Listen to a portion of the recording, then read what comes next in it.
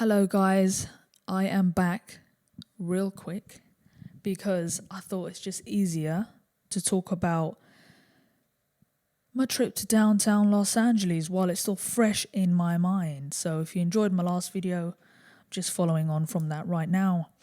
So welcome back and let's get into it. Okay, so on this podcast, we talk about what it's like to observe more than your carnal reality. And I want to share some stories with you today that shed light into... Sorry, my jaw has been so tight lately. Singing, recording, talking, networking. I need a face massage. But anyway, I want to share these stories with you to show you how... to get you to think about why these people are reacting the way that they are. And also, you know, we talk about mental health. Let me just give you my perspective on mental health. And my perspective on mental health is based on being open to the supernatural realm since I was a kid. I didn't look for the supernatural realm life. It just came to me. Things just started happening and I had to adapt. And I had what I would identify as my creator speaking to me, helping me to navigate against evil spirits. I was being taught that there's good spirits, okay? And ultimately, who is my creator? If he's advocating for good, protecting me from the evil, then he could possibly not be evil. So things like that, okay? But I've touched base on that in my earlier videos. So to skip forward, I've now established that there is somebody here protecting me, my creator, who I believe to be God, and ultimately believing that he saves me from every situation where wickedness tries to take over, where Satan tries to destroy me. I believe God always steps in because I allow him to. So I have been around people that have casted out demons. I have seen demons leave. I have seen people go from crazy schizophrenia to completely in their right mind. Very similar, if not exact, to one of the stories where Jesus casted out a spirit from a boy, and the text says in black and white that the boy sat in his right mind next to Jesus and everybody was afraid. So if they thought they were afraid before when he was crazy, causing havoc, the guy that was out of his mind, which people would say that he had mental health issues, Jesus put that mental health issue guy in his right mind. Now, the author who's writing recognizes that there is such thing as a right mind that you can be put into. But why does the author believe that? Because the author is a disciple of Jesus Christ. He's seen Jesus Christ put people into their right mind. So he believes that this is possible. The other people who do not know Jesus yet, they would have believed that it's mental health, it's impossible, let's leave the crazy guy to it. But Jesus always came to those, right, that were outcast. Whether you had a sickness, disease, whether you were out of your mind and you had a bunch of demons, the light was coming to find you because light compels the darkness. So when I got to downtown Los Angeles, I felt like I was in zombie land. I stayed in... they weren't cheap hotels. I would say I stayed in high quality hotels. Really high view, could see the whole city, that type of thing. Stayed in really good pricey hotels. So it wasn't like I was in a terrible area. But as you walk the streets, it's like these people, wherever they've come from, whether it is Skid Row, they make their way up to the better areas. So wherever you go, you're going to run into somebody in a tent. You're going to run into somebody about to inject. You're going to run into somebody fighting with somebody else. Don't take my spot. This is my spot. You don't know what I can do to you. Threatening behavior. It's all around you. And you just have to make sure that you stay clear of it. Don't get involved. Because there are people that get involved and they get threatened. Anytime someone can pull out a weapon, right? We've seen people lose their lives trying to stand up for Jesus. Not too long ago, we had that lady, excuse me for forgetting her name, but there's just too many cases like this, where we know police officer went to her house. She said, "I rebuke you in the name of Jesus." She lost her life, right? But I know that that woman discerned something. And if you know anything about the spirit of discernment, most people have a level of discernment in the carnal realm. Like you can discern if someone's toxic. You can discern if somebody's manipulative. You can discern if someone's having a bad day. The discernment that I'm talking about is a spiritual discernment. You can feel an angel's presence. You can feel when the atmosphere in the room is light. You can feel when there is a darkness around you, there's a heaviness. You feel like you're suffocating. Everyone else is doing all right, but you're suffocating. And then all of a sudden when you pray for that darkness to be broken, all of a sudden the room changes and it's light again. Now, is that coincidence or is that called a spiritual battle? Because how is it that there are billions of people around the world talking about the supernatural realm and we're just all making it up? How is that possible? That we just all fancy believing in something we can't see. Do you know that the supernatural realm came to us? And as a result of it coming to us, we now partnership either with good, which are the angels, or you partner with evil, which are the demons. And above them are the heads. The demons got Satan as their head. The angels got God as their head. And that is how it works. From my experience. And I see it over and over again. So Skid Row, the average onlooker will just leave these people to it. For example, if someone's on fentanyl and they're frozen in time, I've seen people upside down. Like not on this trip upside down, but like I've seen it through other people, like online. And nobody will like just turn the person upright. Do you know what I mean? And I'm like, mate, I'm the type of person that would do that. But I've gotten to this point in my life where it's like, I've got to protect myself, especially as a female. I think I do help a lot. And you don't want your help to get you into a situation. But yeah, I did see people in downtown Los Angeles like literally freeze in time. They would stand in the middle of the road, staring right in front of them like this.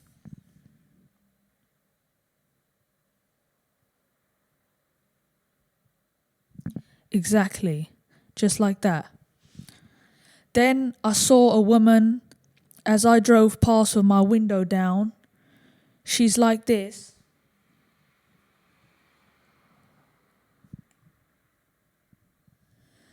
She's talking to herself.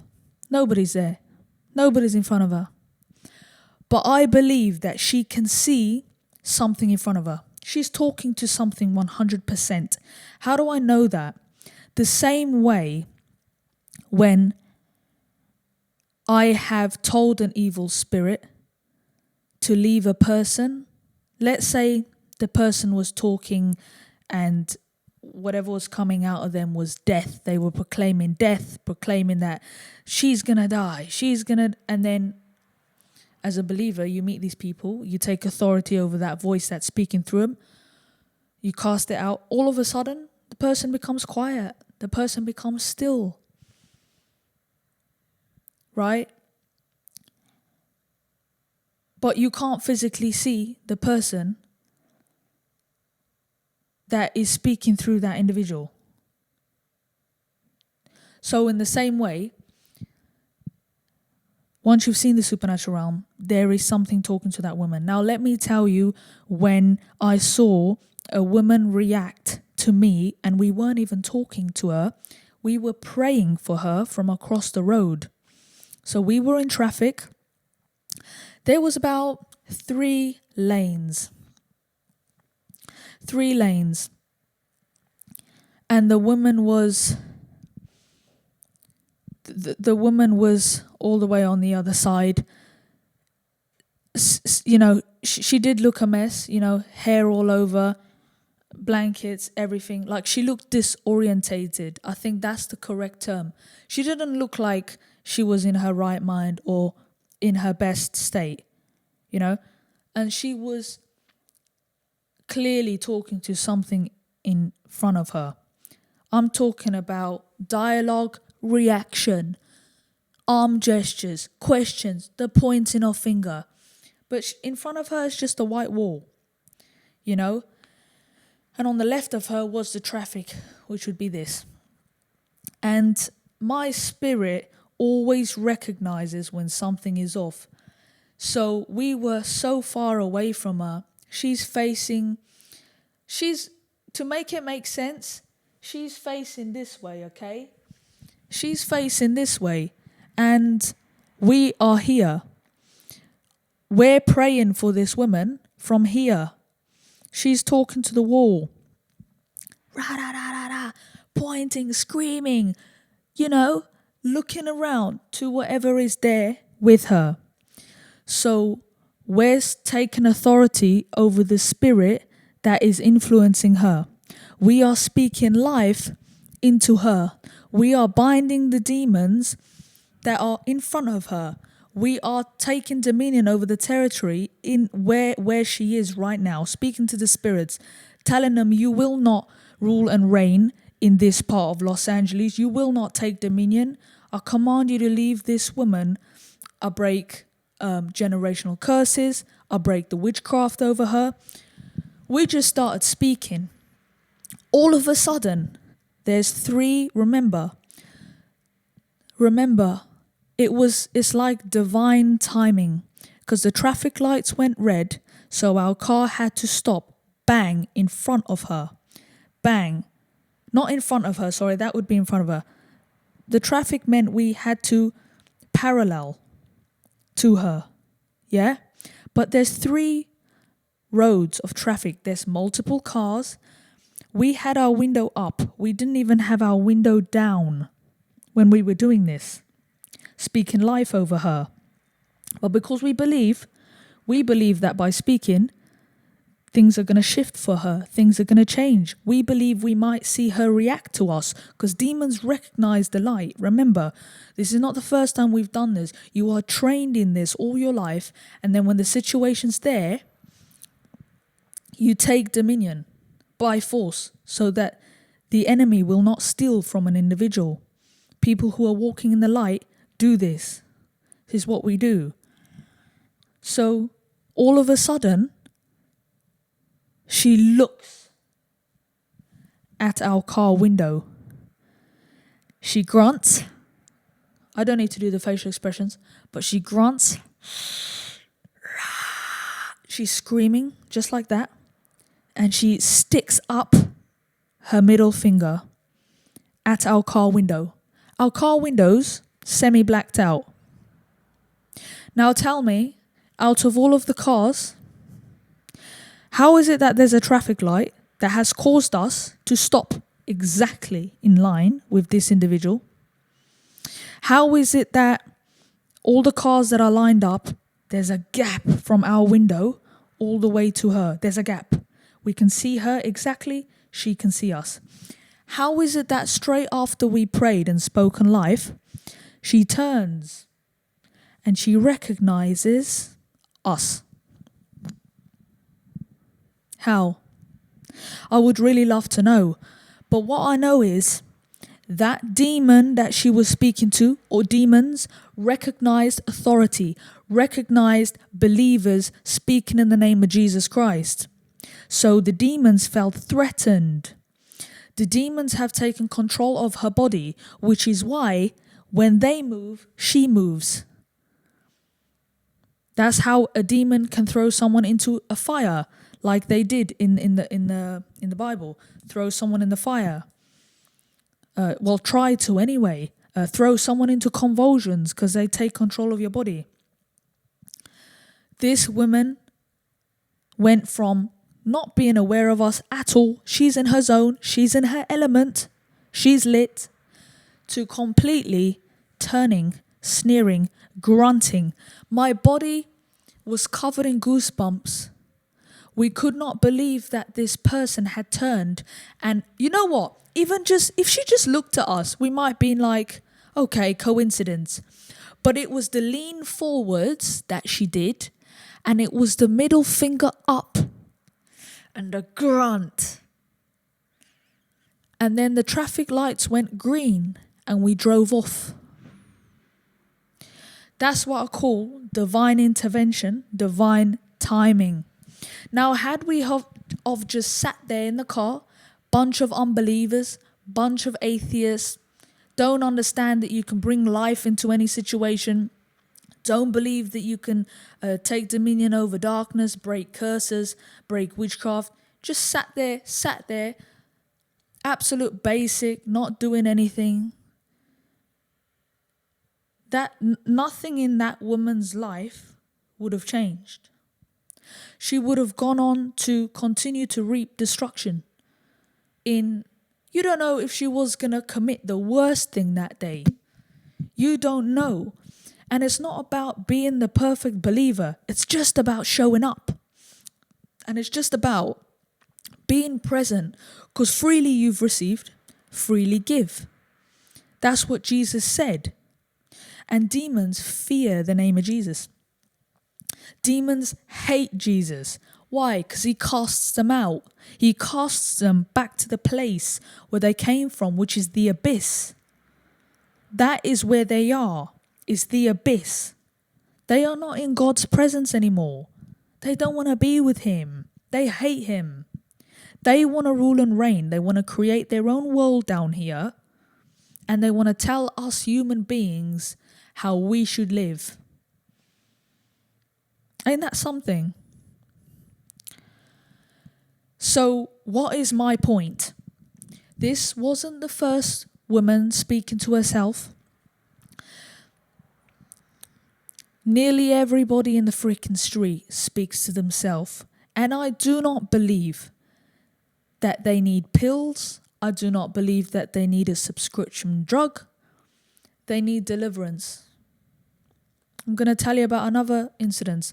We're having dinner. There's a woman walking down the road. We're having dinner outside. Okay? She's completely fine walking down the road till she passes us. She goes, ah! Ah! Okay? And she looks at us. Obviously, I've sussed out the situation. I know what's going on. It's not the first time I've been around this. Okay? She continues walking. We do the same thing we did for the first woman to her. We bind the demons. We bind the evil spirits in her life. We pray for protection on her, that God would protect her, that God would bring her into her right mind, the best version of herself. We're not here to condemn people. We're here to speak life. What does she do? She does a 360 degrees turn and she goes Rah! Straight at me. I'm having my dinner. I'm having my mashed potato. Amazing steak. Oh my gosh. Forgot what that place is called, but I'm having a cream soda, my favorite drink. I'm in my element. But that demon ain't. That demon is mad. Once again, could have said it's a coincidence that she just walked past, screamed. They all scream in downtown Los Angeles. Call it Scream City, because that's what they all do. There's no peace in that place. There's no quiet in their place. Everyone's doing something. It's the fact that she turned around completely and she stopped.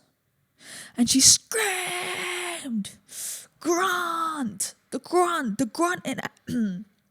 grunting at you. I said to the person I'm with, I said, should we like continue go talking to her? Do you know what I mean? Because I do believe as you engage with these individuals, God will create an opportunity where they can be set free. But I'm telling you, you need to dedicate your life to casting out demons. You need to dedicate your life to setting people free if you want to do it. Because if you had to stop for every single person, you will not accomplish the things you have to do in your day. And I had a very busy schedule. Like I'll do what I can do.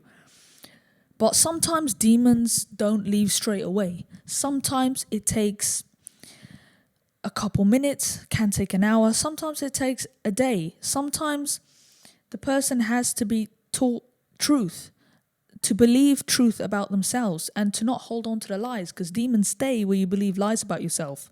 But also open doors, drugs, anything. Open doors. But yeah. This person obviously has open doors. That's why the enemy's coming in and stealing from her. What's my point? What's my point? And I say this all the time to make a point.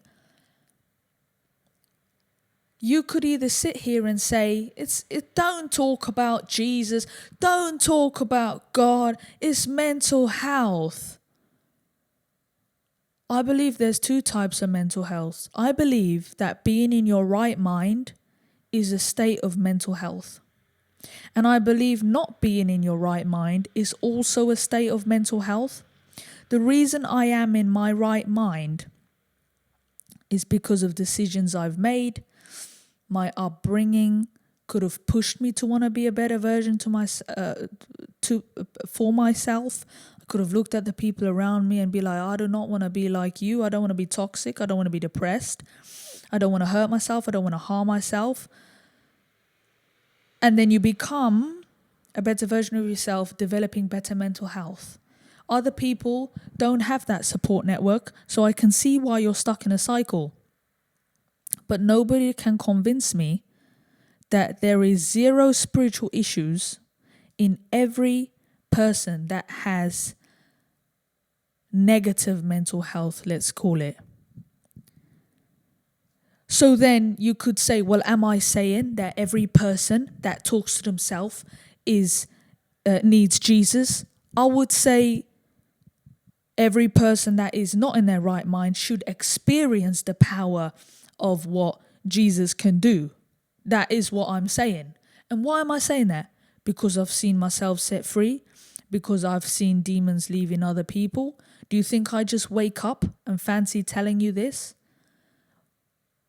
If I have a gift, a present, I've looked at it, I've opened it, I've seen what's inside, but I've already benefited from it, why would I not pass that gift on to someone else?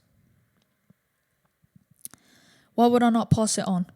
And that's the point of going about in the world preaching the gospel.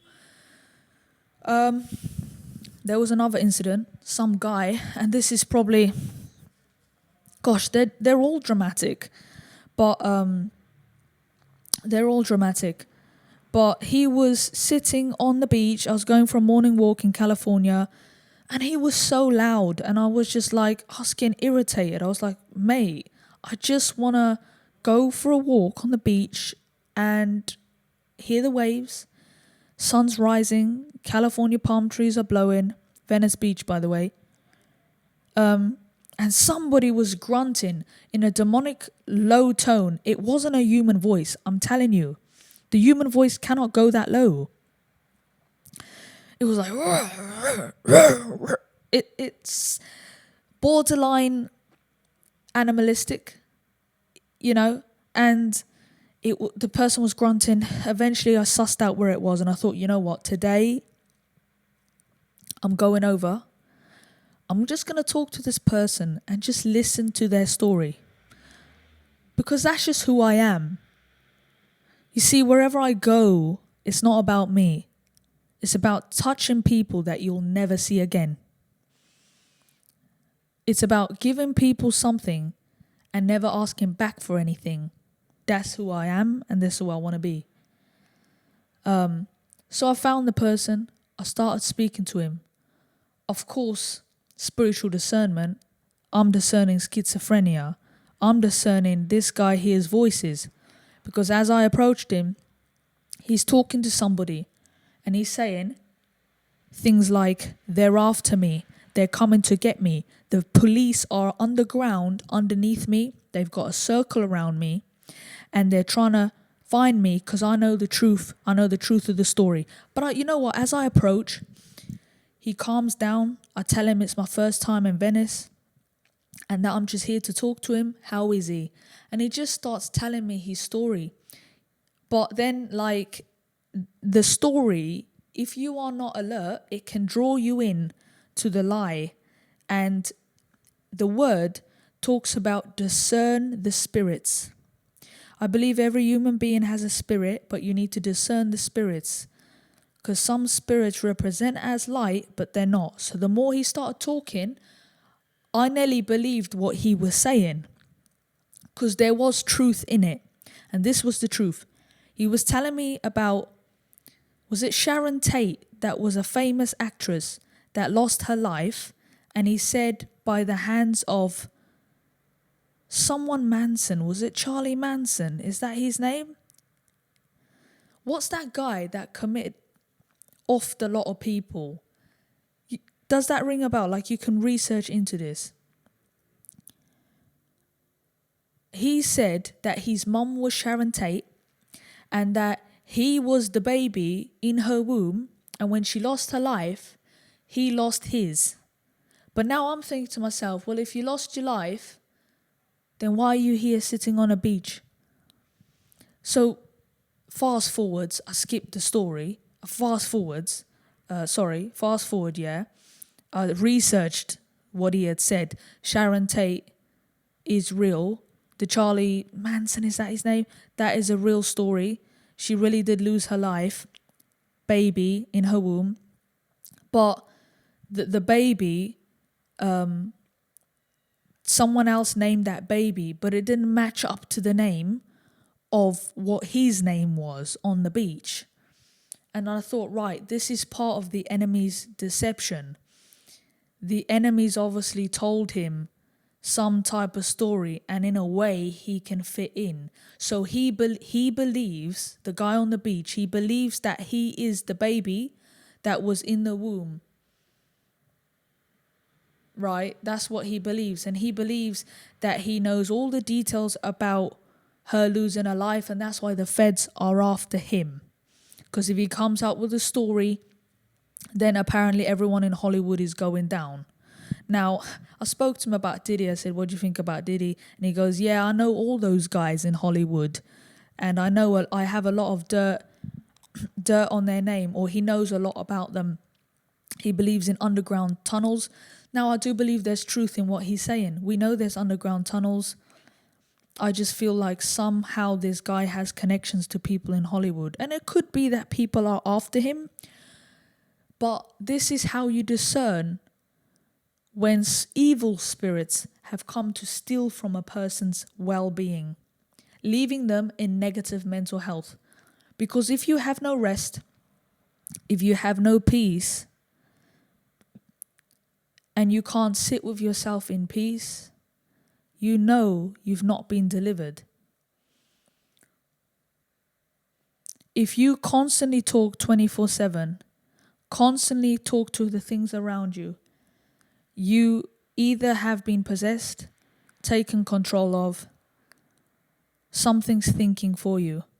So this guy is telling me that the feds are after him.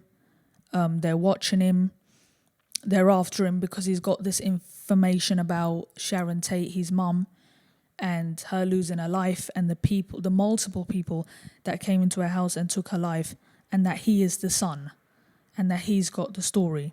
But now, this is the thing, you can either be drawn in or you can test the spirit. And the easiest way to test any spirit, trust me, is to start talking about Jesus Christ, or to at least ask them.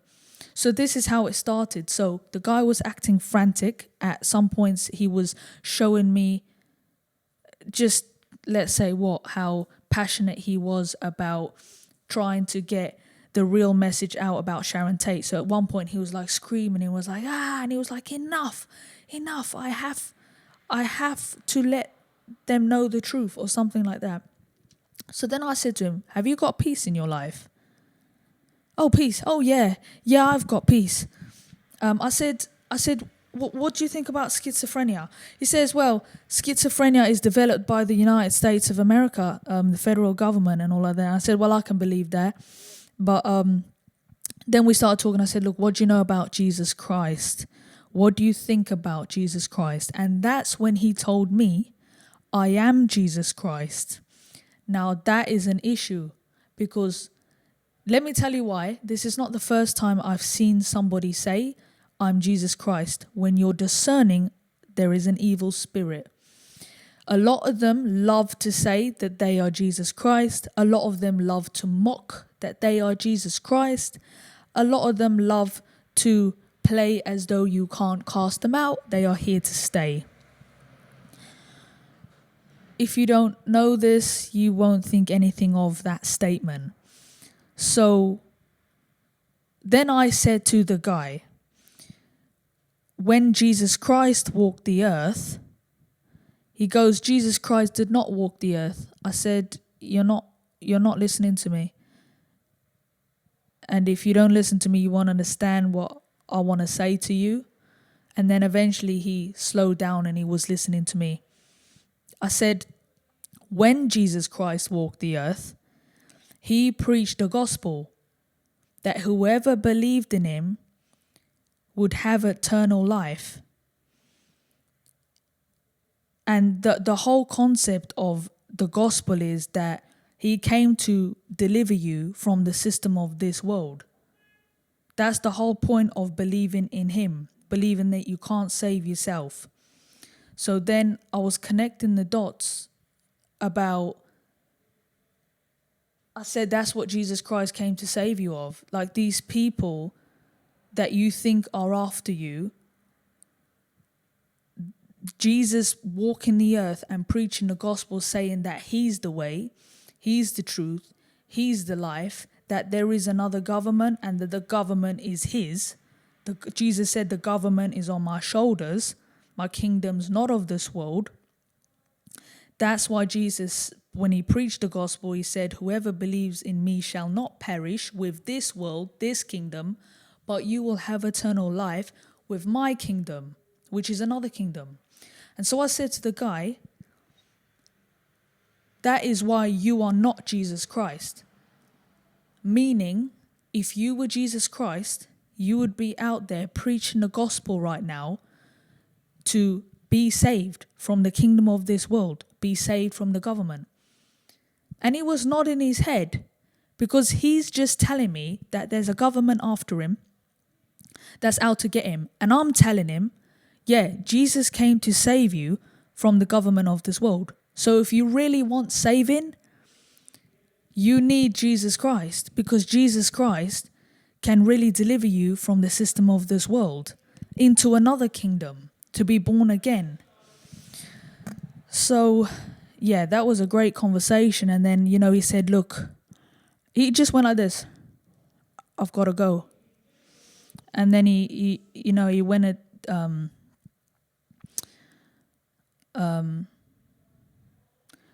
after we spoke, he got up and he said that he had to go. So, yeah, when you start talking about Jesus Christ, demons shudder, demons want to leave. Okay, but you stand on truth and you show people why they are not Jesus Christ, because nobody did what Jesus Christ did. There's nobody that can compare to him. Muhammad cannot compare to Jesus Christ. Gandhi cannot compare to Jesus Christ. And this is why there are debates in the different faiths, because people say that there are greater people than Jesus, but yet everybody testified about Jesus that he did not defile himself with this world. And all the other leaders like Gandhi and Muhammad and all the other figures in beliefs, they all had normal lives. Although they might have walked with their God, they still had normal life, like creating, having children, that type of thing, having wives. But then Jesus did not have that. I know there's stories and controversies about Jesus Christ saying that he did have a wife and life. You have to look into how much of that is true, because none of the prophets before Jesus Christ said that that is what the Messiah would be. The prophecies of the Messiah was not that he would have a wife and kid, right? The prophecy was always that he would come to deliver you from the kingdom of this world. So that was a great conversation with that guy. And after we started speaking about that, he left and the beach was completely silent. Now, I could have left that guy to rant and rave there. People were around us. People were sunbathing. I say sunbathing, the sun wasn't even up. They were in their bikinis, but they were lying around us. And I'm telling you, they must have been so thankful that the noise level dropped to 0 dB. But that's the thing. If you leave spirits to rant, if you leave spirits to rave, if you leave spirits to shout and to dominate and to take over, then truth will never be established. You must go in and you must compel the darkness in any way that you can. So yeah, you know, there's just a lot of stories we can talk about. Let's talk about the smell of Los Angeles. Downtown Los Angeles really stinks. Like every time I'm walking down the road to get my breakfast, it stinks. And it's just filthy because obviously people that are out on the streets, they're not showering, the hygiene levels are not there. And there are people that are frustrated with it. There are people that have compassion. You see people that look like they have a lot of potential and you're wondering, how is it that you're not doing anything with your life? And this is coming from a perspective of me having done a lot for people, had been there for people. Like I'm talking about, there's a shop that says, we're hiring, please come in now, please call now. And then there's a person that's saying, I don't have a job, just opposite the road. I don't have a job, please help me. And it's like, so have you crossed the road and tried to get a job? There's just a lot of that. Now maybe they have, but 100% it is frustrating seeing Los Angeles just filled with tents. Not gonna lie, filled with tents and people on fentanyl. But I know that costs are really high and I get it. I get why people can't afford to live. I get it. Like I've spoken to people where their rents are just mad. Like that's not even how much it is. Like what I've known, like a property that I've lived in, you know, it's never been that much. And it's like nice properties. But there your average nice property is like freaking 2K, 3K. And then it's a bird cage. Do you know what I mean? So I get why people get to that state, but I think they also become comfortable. And bad company does corrupt good character. And if you listen to their stories, a lot of them got worse because they were hanging around people on fentanyl, right? People who were on taking substances. And then I think there is a laziness that happens. You become lazy, you become comfortable, you believe that you have no future. And as soon as you agree with you got no future, you demand living on the street. Let's quickly talk about Venice Beach. So Venice Beach, they're doing a clear up now. So when I left Venice Beach, they were doing the Trump clean up cleaning everyone's tents and the beach never looked so good. I am personally happy that that's being done, because when I was out in Venice Beach, didn't 100% feel safe, because people hang around in mobs of tents. You don't know who's in there. You don't know what they have. There is a terrible smell coming from all of these tents, all of these areas. I'm not going to sugarcoat it. And this is coming from someone that has done a lot for homeless people. This is coming from someone that I have spent hours, days, weeks of my time just helping people, trying to get them to the next level. There comes a point where you do get tired of seeing it in society. And it's like, come on, man. You look still so young. Let's find a way where you can just scrub up and at least go and apply for something. Or there's no way that there's no way. That's it. People have just become lazy. So yeah, Venice Beach looks 100% better now that a lot of homeless people have been removed. Of course, we want them to find an area where they can stay. But this is the thing about the homelessness. And this is me like looking from the outside in, I'm not an American. But what they do is once you leave them to themselves, they start to behave as though they own that land. They start to build shacks. They start to build houses made out of wood on Venice Beach. And when the feds come and tell them, you need to pack up this shack that you've built, they swear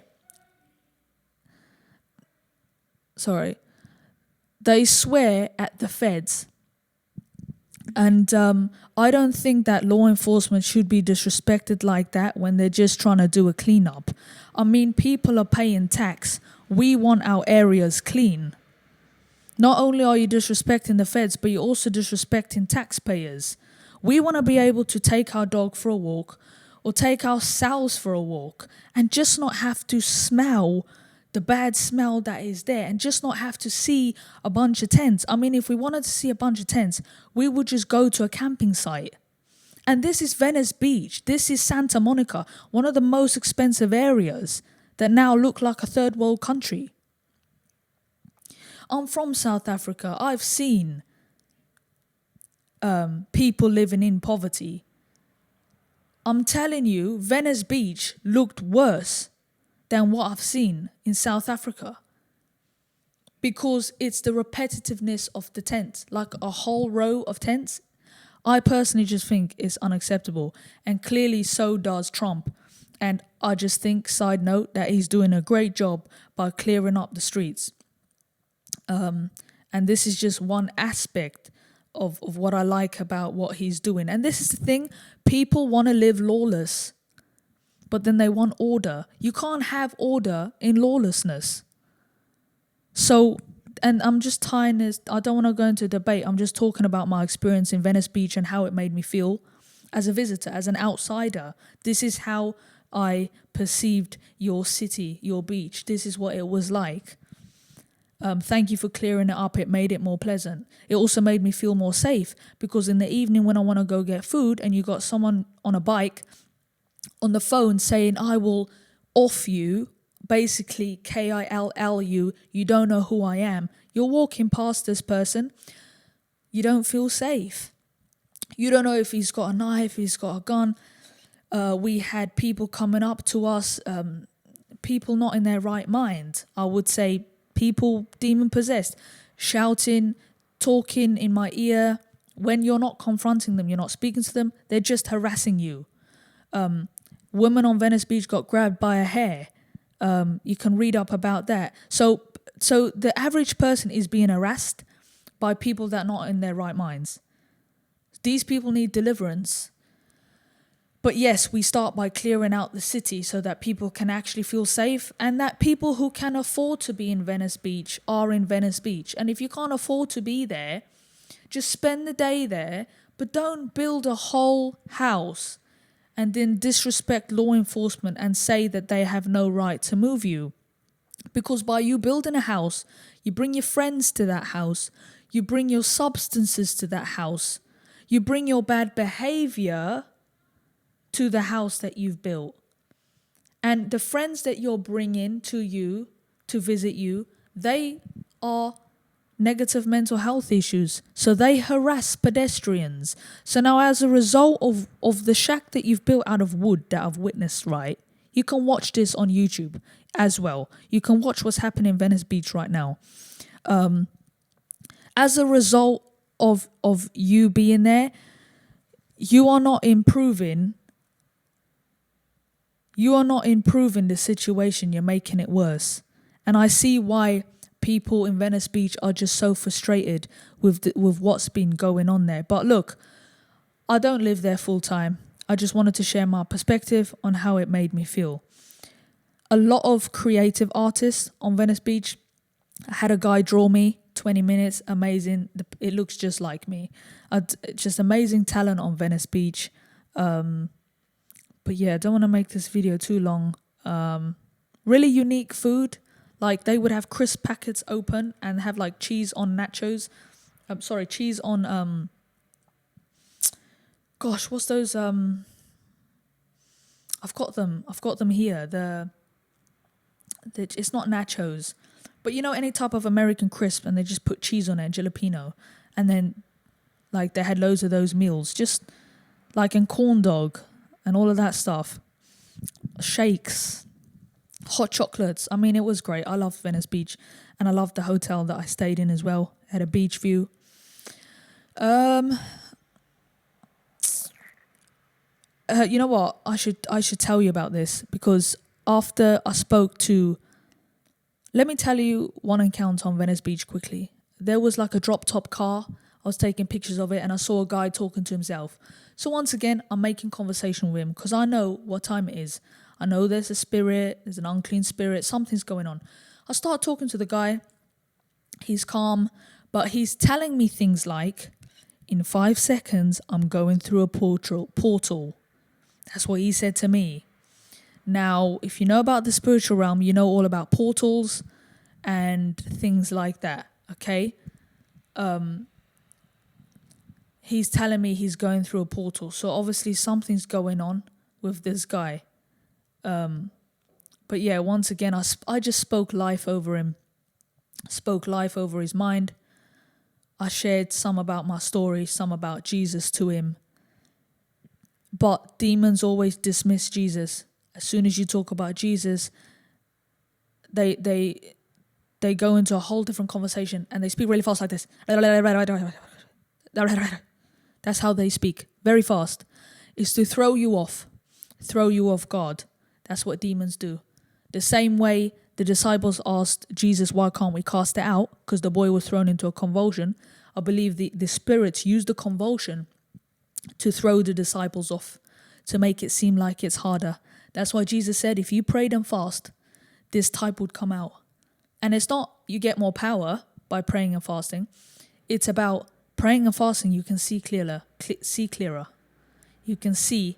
This is not a natural issue, guys. Not a mental health just issue. It really is a spirit. Yeah. Anyway, that was just a little story. But he was the one that actually harassed us when we walked again. So the first encounter with him was calm, but when we saw him again down Venice Beach, he was harassing us and just speaking in a different language, really loudly, over and over again. That's not mental health issues, as in not a spiritual issue. That is negative mental health issues because of a demonic spirit, because of an evil spirit. Because how is it that you can cast it out and he's in his quiet mind? But to cast out demons, it takes time and sometimes, and we were on a run. And this is my thing about, if you stop for every person, you won't accomplish your schedule of the day. But 100%, if you can stop and you can cast out a spirit and speak life over someone, you will see demons leave. You will see demons come out of people. You'll often see the person cry afterwards because they've been delivered. So don't believe into the anger and the rage that they project. That is the spirit projecting that. That's not even really them. They want to be free, but they're trapped and they can't get out. And that's the power of Jesus Christ. If you've never known it, that's what he does through his believers, is we go out into the world, and as we go out, we teach people mental health is a result of spiritual neglect. Spiritual neglect. You don't know how to take authority. You're being taken advantage of by spirits. Schizophrenia. You don't even know how to have a peaceful mind anymore, because these spirits are just dictating what you should think. But anyway, guys, I could be here all day and probably going to have some more stories, but I've covered a lot, okay? So stay tuned for the next video. I'm not sure what we're going to touch on yet, but I'll just tap in with you guys and you'll be here, and I'll welcome you again. But yeah, I hope you guys are still listening to the debut album that is out now on all streaming platforms. Don't throw your pearls to the pigs. Thank you, and I've been your host, Genevieve. Take care.